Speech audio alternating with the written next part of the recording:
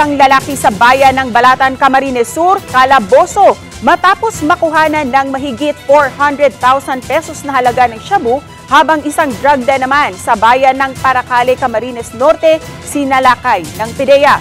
3 katao arestado. Si Jessica Calinog ng GMA Regional TV, Balitang Bicolandia para sa detalye.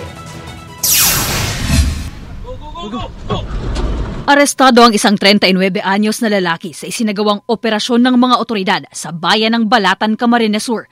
Nakuha sa sospek ang 61 gramo ng hinihinalang shabu na nasa mahigit 400,000 pesos ang tinatayang halaga.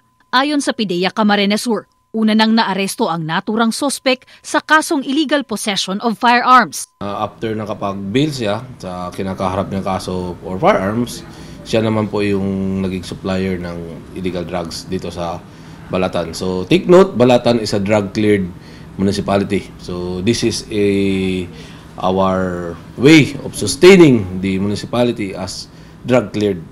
Nagpapatuloy naman ang investigasyon ng PIDEA Camarines Sur sa impormasyon na posibleng nagdadala rin ng iligal na droga ang sospek sa iba pang lugar sa probinsya. Sa bayan ng Paracale, Camarines Norte, nasa 48,000 pesos na halaga ng hinihinalang shabu ang nakuha sa pagsalakay ng PIDEA Camarines Norte sa isang drug den sa lugar.